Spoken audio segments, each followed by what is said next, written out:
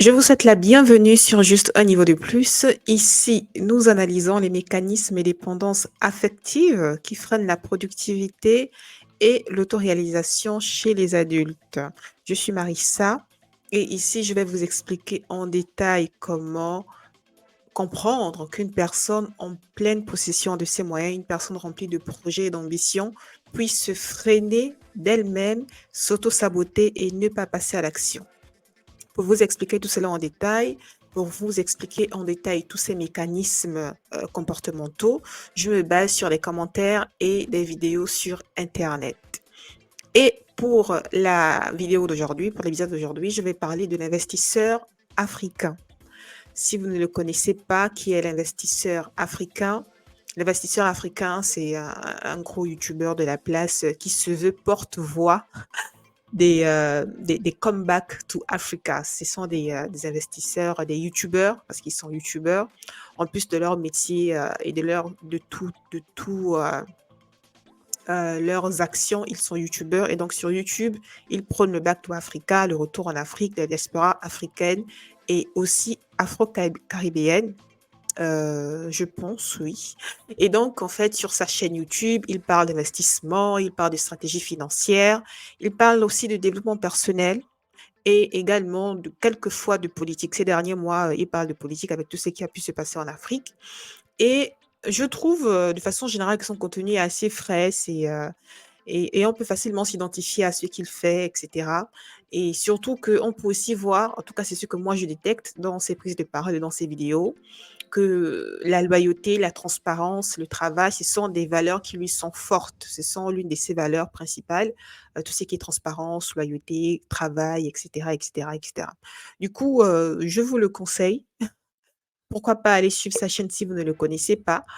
C'est un youtubeur, qui se veut, travailleur performant et avant de retourner, dans son pays natal, en Côte d'Ivoire, il était en France, ensuite il est allé à Dubaï pour pour travailler justement dans son métier d'ingénieur. Ingénieur en intelligence artificielle, c'est comme ça qu'il se vend. Mais c'est pas vraiment sa chaîne qui nous intéresse, c'est plutôt le commentaire d'une vidéo qu'il a faite récemment. Bon, il y a maintenant 4 mois. Il y a 4 mois, en fait, il postait une vidéo où il présentait sa nouvelle voiture qu'il a achetée à plus de 250 000 €. Une nouvelle voiture qu'il a achetée à Dubaï. Et, euh, et dans cette vidéo, en fait, même si on peut voir là sur la vidéo les quelques captures que j'ai prises, on peut voir justement l'envie et la joie, quelque part, la jouissance qu'il a à construire un tel bolide. J'imagine même pas la puissance du moteur. Je suis plus ou moins amatrice des moteurs. Bon, bref, des bruits de moteur. C'est l'un de mes kiffs, écouter les bruits des moteurs. C'est l'un de mes délires personnels. Donc, du coup, là, on voit vraiment qu'il prend plaisir justement à son investissement. Il prend plaisir à sa voiture. Il explique plus ou moins ce qui l'a motivé, etc., etc. Et cette vidéo n'a pas plu à un commentaire justement qui servira de support à l'analyse d'aujourd'hui, le commentaire d'une dame qui était totalement révoltée de savoir mais pourquoi, comment est-ce possible qu'un youtubeur aussi loyal et travailleur que lui puisse finalement tomber dans, on va dire, les vices humains qui est de faire valoir sa richesse, etc., etc. C'est pourquoi le titre de la vidéo, c'est finalement vous êtes tous pareils, parce que c'est ce qu'elle a dit, la dame dans le commentaire. Elle s'est plaint que finalement, il n'était qu'un youtubeur parmi tant d'autres qui veut venir flamber et montrer sa gloire et sa réussite sur Internet. Même si elle peut dire vrai ou faux, mais c'est pas totalement la vraie raison et la vraie motivation. On va dire c'est pas la motivation première qui a poussé en fait l'investisseur africain à faire cette vidéo. Je ne prends absolument pas sa part. Je suis là vraiment pour analyser de façon factuelle. Et dans sa vidéo, lui-même, il le dit. D'abord, il commence en disant, oh oui, non, mais j'ai beaucoup hésité à faire cette vidéo parce que je prends des valeurs du travail. Il commence par se faire des mea culpa. Il s'excuse d'avoir les moyens de s'acheter une voiture à 250 000 €. Bon, bref, passons à croire qu'il avait raison finalement. Et donc, justement, dans la vidéo, il explique clairement que déjà, il hésitait à faire la vidéo parce qu'il avait peur des réactions des gens, notamment la réaction de cette dame-là, que nous allons analyser plus tard. Mais aussi, en fait, ce qu'il fait comprendre justement, c'est quoi? C'est que c'est un nouveau business qu'il voulait mettre sur pied à Dubaï. Il l'a bien précisé dans la vidéo. Il a précisé dans la vidéo que c'est un business de vente de location de voitures. Autant pour moi, c'est une vidéo de location, c'est un business de location de voitures. Et il voulait mettre sur pied ce business-là à Dubaï parce que c'est un business qui est porteur, clairement. Mais elle ne l'a pas compris comme ça. La dame n'a vraiment pas compris comme ça, à savoir même si elle a écouté la vidéo, à savoir si elle a vraiment même suivi ce qui était de la vidéo, ou bien simplement elle a vu le titre, je m'offre cette voiture à plus de 250 000 euros, et elle s'est emballée, elle a commencé à déverser tout son désespoir dans son commentaire. Pourtant, le pauvre, il a précisé dans la vidéo que c'est un business qu'il voulait mettre sur pied à Dubaï, et justement, il voulait justement montrer les différents business possibles, et cetera, et cetera. Mais la dame, en fait, elle n'a pas compris. Elle n'a pas capté, elle n'a pas capté et elle s'est emballée. Donc, de quoi il s'agit réellement en tant que business? De ce qu'il a fait comprendre, c'est que il a vécu à Dubaï. Dubaï n'est pas une terre inconnue pour lui. Il a travaillé à Dubaï en tant que ingénieur dans le big data et l'intelligence artificielle. C'est ce qu'il prétend, justement. Et sur ce coup, on peut le faire confiance, notamment en allant voir sa page LinkedIn. Et c'est-à-dire que ayant vécu à Dubaï, il connaît la mentalité des personnes vivant à Dubaï. Il a vu de ses propres yeux la fast life de Dubaï, le lifestyle de Dubaï, de tout ce qui est proposé à Dubaï, de tout ce qui est possible à Dubaï. Et même nous autres qui n'avons pas encore été à Dubaï, on peut voir justement de par les documentaires, de par l'expatriation de beaucoup d'investisseurs, de beaucoup d'influenceurs, de beaucoup d'entreprises également dans cette zone-là de l'Asie. Il y a beaucoup de personnes qui s'expatrient à Dubaï parce que la Dubaï, c'est une terre, parce que Dubaï, autant pour moi, c'est une terre d'opportunités. Je discutais encore il y a quelques mois avec une collègue justement qui pensait aller à Dubaï pour exercer son métier d'ingénieur en cybersécurité. Écoute, Dubaï, c'est une terre d'opportunités et l'investisseur africain connaît Dubaï, c'est son milieu. Il a travaillé à Dubaï, il connaît plus ou moins justement les opportunités que propose Dubaï et il sait ce qu'il fait parce qu'il a justement l'habitude de faire ce genre on va dire, de transactions. Surtout aussi que c'est un homme assez prudent. On peut le voir de la manière dont il parle de certains sujets. Et même souvent aussi, il le dit qu'il est souvent prudent. Il est souvent hésitant par rapport à quelques investissements qu'il peut faire en Afrique. Donc, la prudence, quand même, c'est quelque chose qui lui est fort. Il réfléchit beaucoup, il analyse beaucoup avant de poser des actions, avant de prendre des décisions. Et je pense que pour ce business-là, vu qu'il est marié, il a certainement dû s'entretenir avec sa femme pour prendre cette décision parce que 250 000 euros, aussi gros que puisse être votre budget, je pense quand même que ça reste une belle somme assez conséquente. Donc, je pense que il a dû en parler avec ses amis, il a dû en parler avec ses investisseurs, ses associés, autant pour moi, avec sa femme. Il a dû mûrement réfléchir avant de faire cet investissement de location de voiture à Dubaï. Il faut savoir que Dubaï, c'est l'une des capitales l'une des villes les plus chères au monde, au même standard que Paris, que Tokyo, etc. Et donc, moi, je pense, je vais vous le démontrer par la suite parce que j'ai fait quelques calculs, moi, je pense que son business sera très rentable, mais la dame, en fait, euh, n'a pas compris ça. N'a pas compris en fait qu'il est tombé d'accord que certainement il a dû faire des gros calculs. Après, tout business a des risques, forcément. C'est pas comme si c'était forcément facile. Tout business a des risques parce qu'il faut considérer d'autres frais qui vont s'ajouter justement au fait que la voiture puisse rouler sur les routes. Il faut rajouter des frais certainement d'agence, s'il va mettre la voiture en agence ou bien les frais d'assurance, tout ce qui est justement essence, etc., etc. Mais c'est un vrai business porteur. Donc, il est tombé d'accord avec lui-même de faire l'investissement. Mais la dame a démontré par A plus B qu'en fait, non, il a tort. Il a tort. Donc, que dit ce commentaire? C'est terrible. J'ai beaucoup ri. J'ai beaucoup ri lorsque j'ai vu ce commentaire. J'ai beaucoup ri lorsque j'ai lu ce commentaire. Donc, elle commence. Est-ce que tu ne pourrais pas parrainer les jeunes entrepreneurs africains pour créer des entreprises au lieu d'acheter une voiture de 250 000 euros? avec cette, je suppose qu'elle a voulu mettre somme, vous savez combien d'entreprises créées? 3 points d'interrogation, vraiment pour montrer l'emphase, quoi. Est-ce que vous savez combien d'entreprises créées avec cette somme? Finalement, vous êtes tous pareils. Ah là là là là là là. À montrer votre réussite au lieu d'aider dans la création et de propulser les jeunes.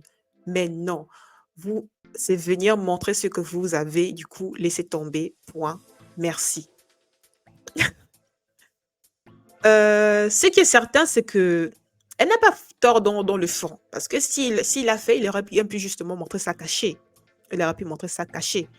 Mais s'il a fait, c'est qu'il y avait aussi peut-être une envie, de comparaison phallique, pourquoi pas? Après, finalement, qui n'a pas d'ego? Elle n'a pas totalement tort, mais parce qu'il aurait pu justement garder, parce que je suis sûre qu'il a d'autres business qu'il garde cachés et secrets. Mais pourquoi l'avoir fait? Donc, elle peut avoir raison sur le fait de vouloir montrer justement, sa richesse, même si c'était pas la motivation première, mais je pense que c'était une motivation souterraine, intrinsèque et peut-être inconsciente même du côté de l'investisseur africain. Mais ce commentaire-là, je vais plutôt l'analyser pour, démontrer quelques névroses en action, névroses en action au niveau du commentaire. Je ne prends pas un air du tout supérieur en parlant de névrose, parce que nous avons tous des névroses. J'ai des névroses. Vous qui m'écoutez, vous avez des névroses. Elle a des névroses. Je vais le démontrer ici par le commentaire qu'elle a pu faire. Et c'est justement ça le but de la chaîne. Le but de cette chaîne, c'est de, d'exposer les névroses, de savoir déconstruire les névroses pour retrouver son autonomie personnelle, son autonomie affective, parce que c'est par l'autonomie affective, par la prise de conscience de ses propres névroses, mais qu'on évitera justement de les cracher comme ça, de les projeter sur les autres. Parce qu'on a plus conscience de nos propres névroses personnelles, mais qu'on sera moins enclin à réagir lorsqu'on nous touche justement sur une part sensible de notre identité, de notre personnalité. C'est ça en fait le but de la présentation. Donc ne pensez pas que je prends un air supérieur en voulant décortiquer, ce commentaire, pas du tout. Si la dame d'ailleurs, à l'origine de ce commentaire passe par là, je vous présente tous mes respects, mais justement, votre commentaire me permet d'analyser certaines névroses et d'aller en profondeur dans la psychologie humaine, parce que les névroses que vous portez, je les ai portées et certainement je les porte toujours à moindre, on va dire, à moindre ampleur, et c'est pour aider aussi les personnes qui suivent cette vidéo à savoir identifier les névroses et savoir aller au-delà. Donc, déjà, on voit qu'elle est écrite avec beaucoup d'émotion, parce qu'on peut voir beaucoup de points d'exclamation, on peut voir des points de suspension, et cetera. C'est comme si elle s'est parlé à la fois à elle-même et à la fois à l'investisseur africain. Mais aussi, elle commence par tu. Est-ce que tu pourrais pas parrainer des jeunes entrepreneurs? Et après, elle termine par vous. C'est que c'est vraiment, c'est-à-dire vraiment quand elle a commencé à écrire, elle parlait en fait, elle pensait parler à une personne qu'elle connaissait. Après, elle s'est ravisée, je pense de façon inconsciente, parce qu'elle n'a pas corrigé le tu. Elle est restée sur le tu au début, et ensuite, par la suite, elle a terminé par vous. C'est-à-dire que vraiment, elle était vraiment quelque part en mode automatique, quoi. Et aussi, on peut voir que, à part on va dire quelques erreurs, par exemple au niveau du pour, elle a mis pur, c'est vraiment pour montrer qu'elle était vraiment dans la phase émotive, c'est pas pour mettre l'enclin sur les fautes d'orthographe ou les fautes de grammaire. Non, c'est vraiment tout cela pour montrer qu'elle était vraiment dans l'émotionnel lorsqu'elle écrit ce commentaire, et quelques mots qui ont sauté, par exemple là, avec cette, vous savez combien d'entreprises créées. Je pense qu'elle a voulu dire avec cette somme, vous savez combien d'entreprises créées. Et là encore pour montrer que justement, elle était vraiment dans l'émotionnel. C'est vraiment pas elle qui réfléchissait. Vraiment, la partie logique a sauté, et c'est plus la partie émotive justement qui a pris le dessus, et qui a voulu justement parler et justement se présenter et parler et dire ce qu'elle avait à dire. Donc, je vais revenir sur ça tout à l'heure, mais d'abord, je vais vous présenter quelques commentaires qui ont suivi, qui étaient en dessus de ce commentaire principal. Il y a des internautes justement qui ont intervenu. Je pense des internautes un peu plus assidus, qui ont vraiment pris le temps de suivre déjà la vidéo, et peut-être aussi qui suivent l'investisseur africain depuis le début. Donc, certains internautes ont intervenu en disant justement en essayant en fait de la raisonner, en essayant de montrer quelques arguments Ils n'ont pas tari d'arguments, les pauvres.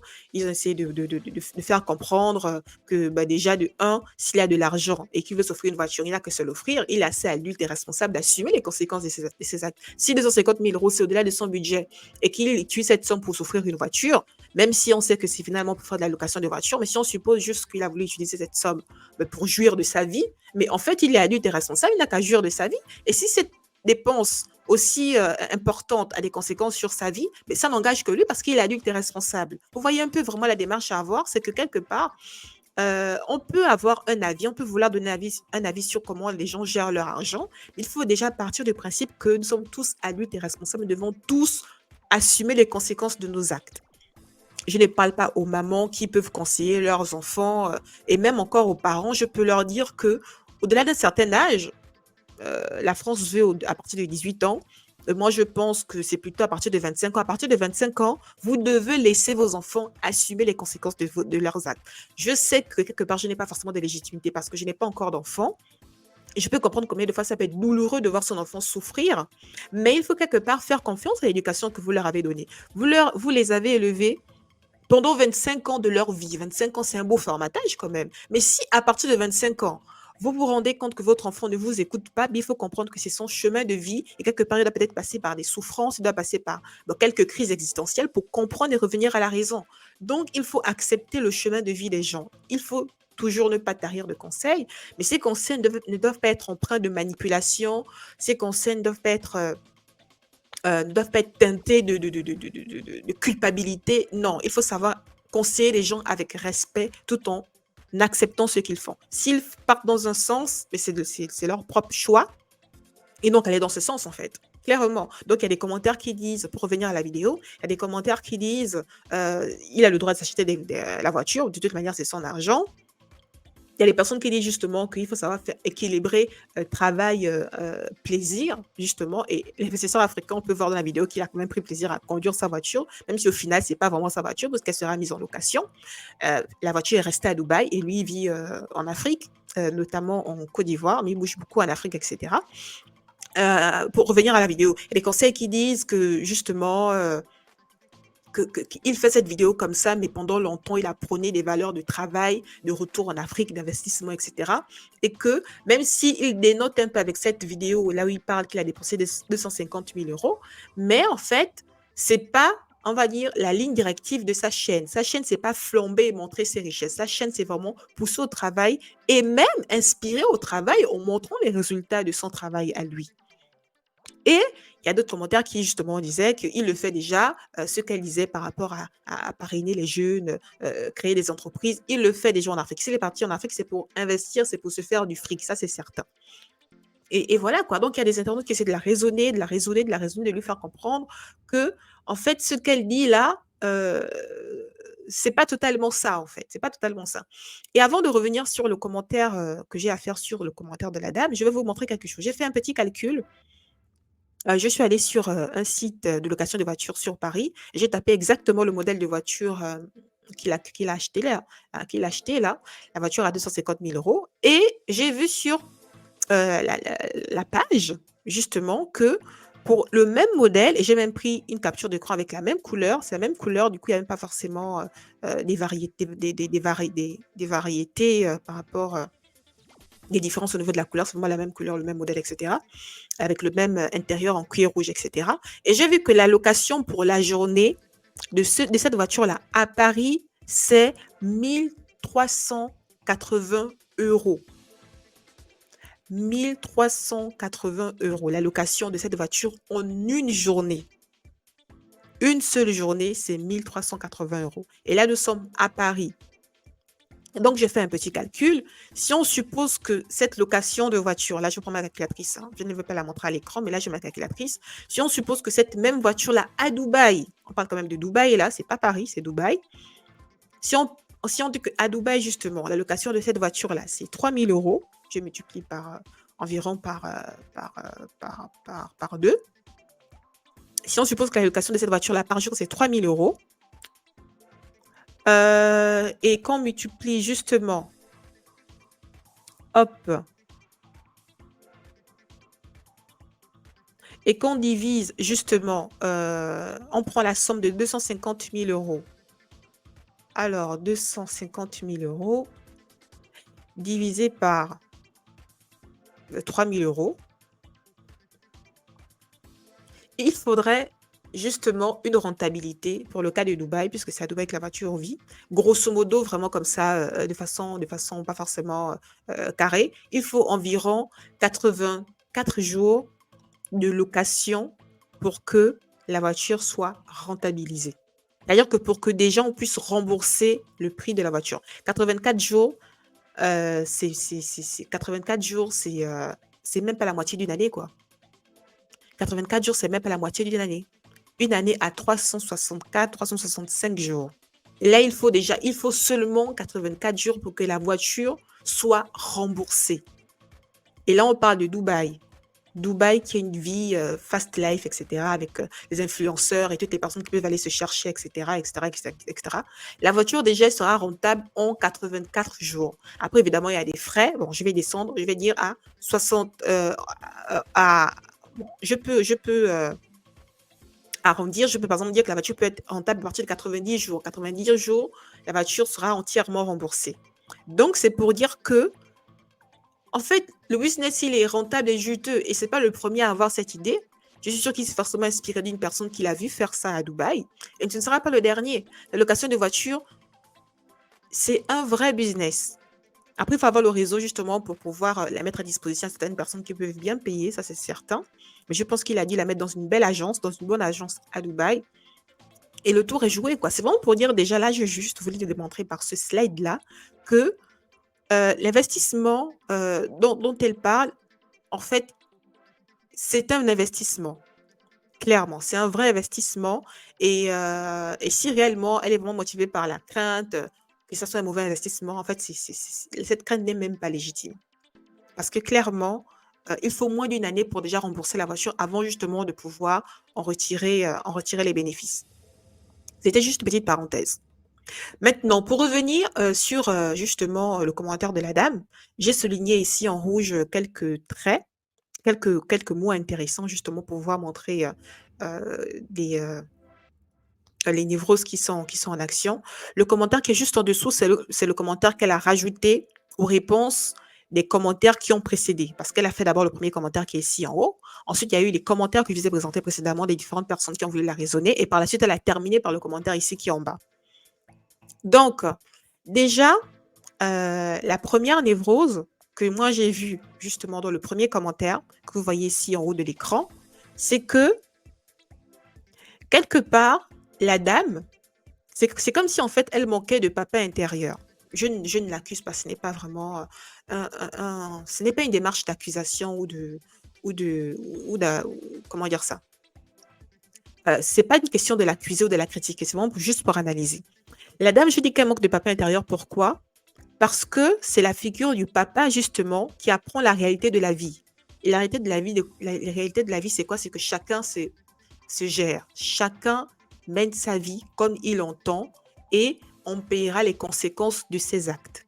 Évidemment, on peut les raisonner, on peut les conseiller, etc. Mais la réalité de la vie, c'est que chacun cherche son chemin. C'est ça, en fait, qu'enseigne un papa intérieur, à défaut d'avoir un papa réel qui peut nous l'enseigner. Donc, réagir avec autant de force, parce qu'une personne qu'elle ne connaît pas, je suppose qu'elle ne le connaît pas, c'est un youtubeur parmi tant d'autres qu'elle suit certainement. Donc, réagir comme ça avec force vis-à-vis des dépenses d'une personne qu'elle ne connaît pas, c'est clairement une personne qui ne sait pas mettre les limites entre sa propre vie à elle et la vie des personnes qu'elle estime ou qu'elle porte dans son cœur. Parce qu'elle réagit avec autant de force, c'est que quelque part, elle estime l'investisseur africain. Et justement, ce sera l'objet de la deuxième névrose que j'ai identifiée. Mais pour rester sur la première névrose pour le moment, c'est que vraiment, en fait, elle ne sait pas faire la part des choses entre ce qu'elle voit comme valeur, les valeurs qui lui appartiennent à elle, et la manière dont elle peut gérer sa vie, et la manière dont d'autres personnes autres qu'elle peuvent gérer leur vie. En fait, elle n'arrive pas à accepter que la vie, quelque part, c'est la vie en société, c'est quelque part la vie d'individus de façon personnelle. Après, on peut se regrouper en communauté, en groupe, en club, par des valeurs qu'on porte tous, mais de façon intrinsèque, nous sommes tous différents, nous sommes tous dissociés. Il faut même chercher l'individuation. Il faut chercher justement à couper les liens émotionnels que nous avons avec d'autres personnes parce que c'est en gardant des liens qui peuvent être obsolètes dans la version de vie que nous vivons qu'en fait, on n'arrive pas à passer des étapes. On n'arrive pas certaines fois à passer des étapes parce qu'il y a des liens émotionnels que nous n'avons pas su couper à temps dans notre vie. Et là, clairement, elle le montre ici, dans ce commentaire. C'est la première niveau que j'ai identifiée. C'est qu'elle ne sait pas faire la part des choses entre sa vie, son individuation à elle et l'individuation des autres. Et il est important de savoir toujours garder son individuation personnelle. Deuxième défaut que j'ai identifié, c'est que elle a érigé l'investisseur africain à un rôle de sauveur pour lequel le pauvre, il n'a jamais signé. Après, quelque part, c'est vrai que, on va dire, l'archétype que lui, il incarne sur sa chaîne, c'est l'archétype de porte-voix, l'archétype quelque part de sauveur par rapport aux idées qu'il véhicule, etc. Ça, c'est vrai, mais il faut savoir que c'est un archétype, en fait. Et lorsqu'une personne comme ça s'érige, porte-voix des valeurs qui sont nôtres, c'est pas pour autant qu'il faut déifier cette personne. Non, elle reste personne comme nous, une personne avec des qualités, des défauts, des aspirations, des échecs, des erreurs. Et donc, là, on peut voir justement dans son premier commentaire qu'elle a érigé l'investisseur africain en tant que sauveur, quoi. Et quelque part, elle attendait de lui une certaine perfection, elle projetait sur lui une certaine perfection et une certaine droiture selon les conditions qu'elle a fixées dans son esprit. Donc, tout s'est passé dans son esprit à elle. Et lorsqu'elle a vu que l'investisseur africain s'écartait de l'image qu'elle avait de lui, eh ben, elle a crié au scandale et elle est venue faire son commentaire. Alors que non, personne n'est parfait, personne n'est droit. Il y a que quelque part les garants de certaines religions, moi qui suis chrétienne, qui peuvent justement prétendre une certaine droiture. Même là encore, la chair est faillible. Je ne suis pas parfaite, je ne suis pas droite, malgré les valeurs que je peux communiquer. Elle-même, la dame non plus, n'est pas parfaite, n'est pas droite. Vous n'êtes pas parfait, n'êtes pas droit, et n'ayez pas cette prétention à vouloir vous inscrire d'une certaine perfection. Vous n'êtes pas là pour être parfaite. Vous êtes là juste pour incarner de façon authentique ce que vous voulez véhiculer comme message. C'est ça le plus important. Parce que la perfection, croyez-moi, c'est une vraie plaie qui vous empêche de passer à l'action, une plaie qui vous empêche de communiquer à d'autres de communier avec d'autres personnes, de créer des choses intéressantes, ou vous, quelque part, vous vous empêchez quelque part, de produire de la valeur parce que vous êtes perfectionniste. Et là, même ce côté perfectionniste, on peut aussi l'identifier chez cette dame. Elle a un côté assez perfectionniste. Donc, elle a projeté sur l'investisseur africain. Elle a ma langue à fourcher. Elle a projeté sur l'investisseur africain c'est névrose à elle, notamment sur la perfection, la droiture, le fait de l'ériger en tant que sauveur, alors qu'il n'a pas du tout signé pour cela. Et quelque part, il n'a pas forcément voulu montrer une volonté d'être parfait. Toutes les bagnoles, nous sommes tous humains, nous avons tous des défauts, des qualités, nous avons tous des égos en action. Et là, l'investisseur africain, par sa vidéo, il a aussi un peu montré une part de son ego. On a tous des égos. Moi aussi, j'ai mon ego. Vous pouvez déceler justement les traits de mon ego, même par ma manière de parler, de prendre position, etc. On a tous des égos. Le plus important, c'est juste de garder respect vis-à-vis de l'autre, simplement. Et ça, c'était pour la deuxième névrose que j'ai identifiée. La troisième névrose que j'ai identifiée, c'est qu'elle a clairement un souci avec le plaisir, l'argent et le timing. Parce que au niveau du dernier commentaire qu'elle a pu faire, elle dit « il peut s'acheter des choses ». Finalement, il peut s'acheter des choses. Bon.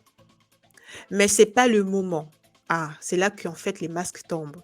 Mais ce n'est pas le moment. L'Afrique est en retard. Du coup, franchement, le plus important, c'est la création des entreprises et non l'achat des bolides. Vous voulez être milliardaire, eh bien, investissez encore plus. Mais c'est ce qu'il a fait, madame. Il a investi. Après, ça peut être un modèle, ça peut être un business plan qu'on peut critiquer, mais ça reste un business plan. Et beaucoup de gens se font beaucoup d'argent avec ce business plan-là. Surtout que sa voiture coûte 250K. Croyez-moi que j'ai montré le calcul tout à l'heure. Son investissement sera très rentable. Hein. Très rentable. Bon, je reviens aux commentaires. Car une entreprise créée, cela signifie des sous en plus pour ce monsieur. Merci. Déjà, j'aimerais revenir sur le merci. À 2 reprises, elle a cette habitude de mettre merci à la fin comme pour fermer le débat, quoi. Fermer le débat, clairement, là, ça montre encore qu'elle n'est pas dans l'échange, mais donc juste, en fait, l'extériorisation de ce qu'elle pense. Et c'est vraiment une démarche à ne pas avoir, c'est une posture à ne pas avoir. Moi, je l'ai eu pendant longtemps, justement, ne pas chercher à communiquer en parlant et en écoutant, mais juste vouloir montrer comme ça sa sagesse intérieure, son intelligence intérieure. Quelque part, ce n'est pas ce qu'il y a de plus pertinent et de plus juste et bon. Lorsqu'on communique, ce n'est pas forcément pour juste montrer sa sagesse, montrer son intelligence et après, basta, on part. Non. Communiquer, c'est aussi quelque part de l'humilité parce qu'il faut parler, mais accepter aussi d'écouter ce que l'autre est en train de dire. Et là, avec ces merci à chaque fois, à la fin, c'est comme si elle voulait fermer la porte au dialogue. Et c'est pas comme ça, en fait, qu'il faut réagir. Absolument pas. Donc, pour revenir aux commentaires, mais c'est pas le moment pour moi. Là, j'ai compris justement que elle a un souci avec quelque part l'argent, l'argent de soi, son argent à elle, l'argent de l'autre, l'argent de l'investisseur africain. Et utiliser comme ça le prétexte que l'Afrique est en retard et du coup, c'est pas par l'achat de ce genre de bolide ben, que l'Afrique va se développer. Quelque part, elle a totalement raison, mais il faut comprendre quand même que euh, le tourisme peut être un vrai moteur justement d'expansion et de rentabilité pour une certaine région du monde. On peut citer facilement comme ça beaucoup de villes en Europe qui ne vivent que par le tourisme, qui ne vivent justement que par l'appel de personnes à haut standard, de personnes ayant un style de vie assez particulier. Par exemple, c'est-à-dire que euh, créer des entreprises, mais c'est pas uniquement dans le, on va dire, les secteurs primaires, c'est aussi par les secteurs tertiaires comme le tourisme que une activité, un développement d'un pays peut se faire. Vous voyez ce que je veux dire? Du coup, utiliser l'argument que l'Afrique est en retard pour ne pas s'inscrire dans la marche du monde, pour moi, c'est un faux argument. Et même là, quand elle dit c'est pas le moment, mais c'est pas le moment par rapport à qui fixe le moment pour savoir, pour pouvoir s'offrir quelque chose ou pas.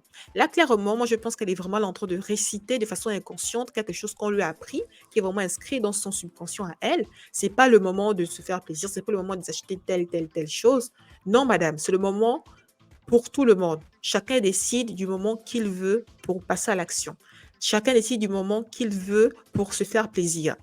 Après, chacun avec sa conscience, justement, et avec sa maturité, c'est justement l'objet de cette chaîne, c'est pour ça la maturité et à l'autonomie affective, pour savoir justement créer justement de la valeur dans ce monde.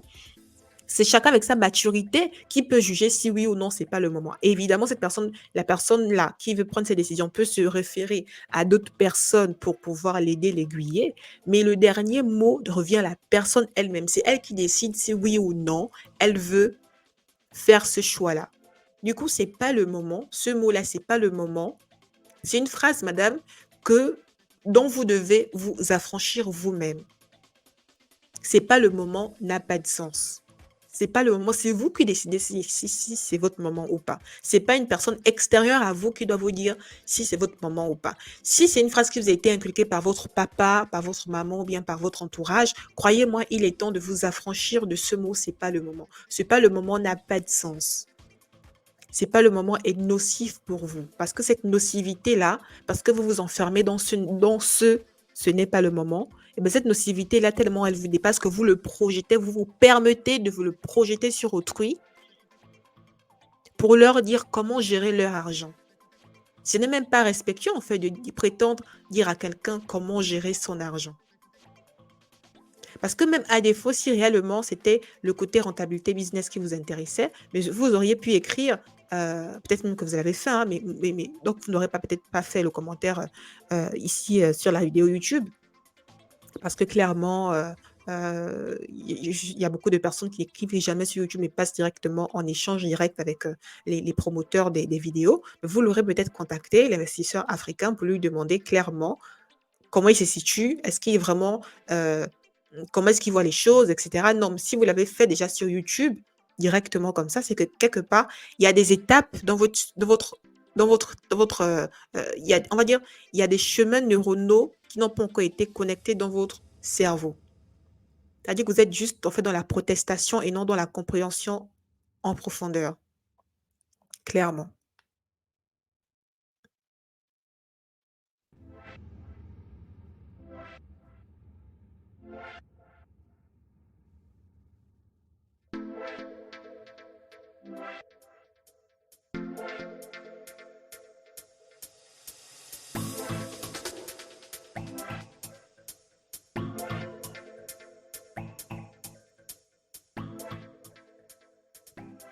C'en est fini pour moi pour, l'épisode d'aujourd'hui. Il n'y a rien de personnel, c'est vraiment juste l'analyse de justement de comportements humains, qui font la productivité, chez l'adulte. Dites-moi ce que vous avez pensé en commentaire, s'il y a justement, peut-être des zones d'ombre, des angles morts que je n'ai pas vus, si j'étais, peut-être un peu trop poussée dans mes analyses ou si pour vous, vous êtes totalement vous vous inscrivez dans ce que j'ai pu proposer, comme décryptage. C'est avec plaisir que je vous lirai. Ce qui est certain, c'est que j'ai pris plaisir à faire cette vidéo parce que, comprendre les mécanismes psychologiques et les compréhensions, de l'humain, j'aime ça. Pendant près de 3 ans, je l'ai appliqué sur moi-même parce que j'ai déconstruit beaucoup de comportements que j'avais, comportements toxiques, et maintenant, je prends plaisir à analyser justement les comportements en ligne et savoir justement identifier quelques biais et savoir justement proposer des clés aux personnes qui voudront bien, m'écouter et suivre mon travail. Je vous remercie sincèrement pour votre écoute et je vous dis à très bientôt. Ciao.